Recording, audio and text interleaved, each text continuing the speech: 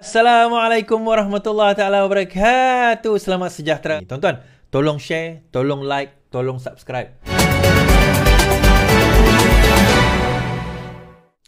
Bank Negara Malaysia show denda 23 juta tapi AGC kenakan 15 juta ZT.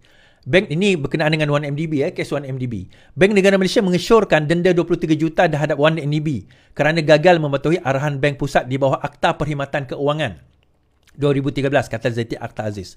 Saksi berumur 76 tahun itu berkata untuk mengenakan penalti, BNM memerlukan persetujuan atau kebenaran AG pada waktu itu. AG menolak jumlah yang disyorkan oleh kami. Kami mengesyorkan 23 juta namun AG mengurangkannya kepada 15 juta katanya. Saksi pendakwaan ke-46 itu berkata demikian ketika ditanya Peguam Utama Najib Razak Muhammad Syafiq Abdullah pada perbicaraan bekas Perdana Menteri itu yang membabitkan dakwaan penyelewengan 2.3 bilion dana. Soal jawab itu berlaku. ZT mengatakan, bagi mendenda 1MDB, kami memerlukan persetujuan ataupun kebenaran Peguam Negara. Dan Peguam Negara menolak denda yang disyorkan oleh Bank Pusat, kata beliau. Alright.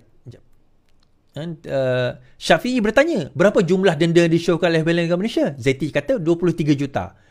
Syafi'i kata ini dikurangkan kepada 15 juta? ZT kata, ya betul.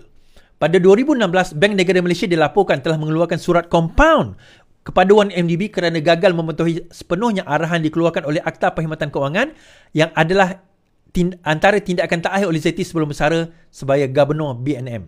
Kemudian 2018, Gubernur Bank Negara Nur Samsiah Muhammad Yusof mendedahkan bahawa 1MDB telah didenda 15 juta. Antara 27 Julai 2015 dan 2018, Peguam Negara ketika itu ialah Muhammad Apandi Ali. Sebelum ini, semasa perbicaraan 1MDB di hadapan Hakim Colin Lawrence Sequeira, ZT memberi keterangan bahawa Apandi pada tahun 2015 tidak menerima cadangan Bank Negara untuk mendakwa bekas Ketua Pegawai Eksekutif 1MDB Syarul Azral Ibrahim Halmi serta dua lagi bekas eksekutif firma itu, Casey Tang dan Nick Faizal Arif Kamil. Najib 70 berdapat 4 pertuduhan salah guna kuasa dan 21 pertuduhan penggubalan wang haram membabitkan dana 2.2 bilion ringgit daripada 1MDB yang dimiliki sepenuhnya oleh MOF. Bagi 4 pertuduhan salah guna kuasa, Najib yang juga bekas Menteri Keuangan didakwa melakukan kesalahan itu di M Islamic Bank, Cawangan Raja Chulan di antara 2011 sehingga 2014. Bagi 21 pertuduhan penggubalan wang haram, tertuduh dikatakan melakukan kesalahan itu di bank yang sama di antara 2013 Mac dan juga Ogos 2013. Sementara itu, bernama melaporkan dalam kenyataan saksinya, ZT memberitahu bahawa ketidakupayaan 1MDB untuk membayar balik wang itu dan memberi bukti mengenai status dana mengakibatkan kompaun dikenakan ke atas dana kekayaan berdaulat itu. 1MDB membayar kompaun pada 2016. Muhammad Syafiq, adakah terdapat sebarang percubaan oleh Menteri Keuangan iaitu Najib untuk mengenepikan denda ke atas 1MDB? ZT menjawab, saya tidak tahu. Selain itu, ZT juga menegaskan bahawa M-Bank memberitahunya bahawa Najib akan membuka akaun dengan bank itu. Tetapi berkata pengarah urusan bank berkenaan Chiah Teck Kuang tidak memberitahunya bahawa ada derma yang dijangka masuk. ZT sekali lagi menegaskan bahawa Bank Pusat tidak menjalankan kajian sewajarnya ke atas akaun individu dan itu adalah kewajipan institusi keuangan masing-masing. Maksudnya Bank Pusat tak tengok akaun individu, itu tugas bank-bank lah. Kedatangan ZT dilihat bercanggah dengan keterangan Chiah sebelum ini dalam perbicaraan NDB yang sama apabila katanya dia telah memberitahu ZT mengenai derma yang dikatakan akan tiba. So, Chiah kata dia bagi tahu ZT, tapi ZT itu tak ada pun.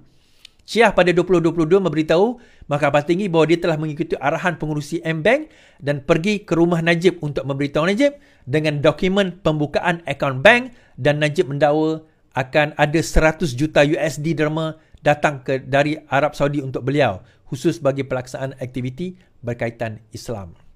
So perkara itu tidak, kalau kita tengok perkara itu tidak di-inform kepada Bank Negara Malaysia dan itu antara sebab lain kenapa Najib kemudian didenda pada tahun 2000, kalau kita tengok sini pada 2016 sebelum ZT meletak jawatan ataupun bersara, pada tempoh itu beliau telah didenda sebanyak kalau kita tengok cadangannya 23 juta tapi kemudian AG menolak dan meletakkan hanya 15 juta denda tersebut yang kemudian dibayar. Menunjukkan apa tuan-tuan? Sebenarnya memang ada salah laku ataupun satu bukan salah laku, salah tata kelola, bukan salah laku, tata kelola, maksudnya dari segi prosedur itu salah, menyebabkan 1MDB didenda. Now, does that amount kepada salah laku, penggabalan wang haram dan sebagainya, yang itu nanti akan dibahaskan di dalam kes ini.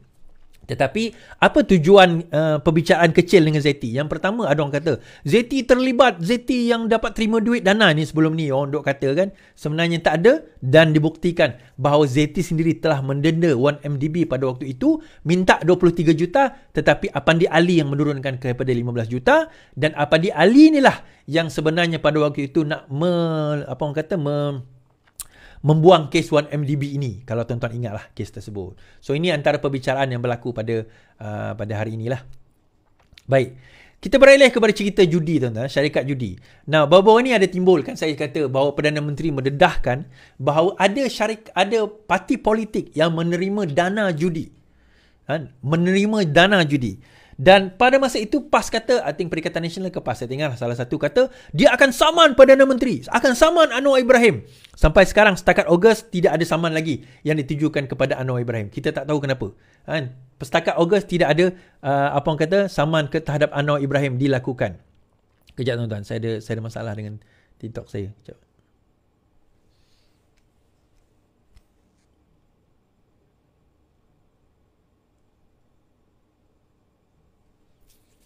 Setakat ini tidak ada saman terhadap 1MDB. Tidak ada saman terhadap kepada PMX berkenaan dengan dana judi. Tidak ada saman terhadap PMX terhadap dana judi yang dikatakan yang dia nak saman lah kononnya sebab itu ini dan sebagainya.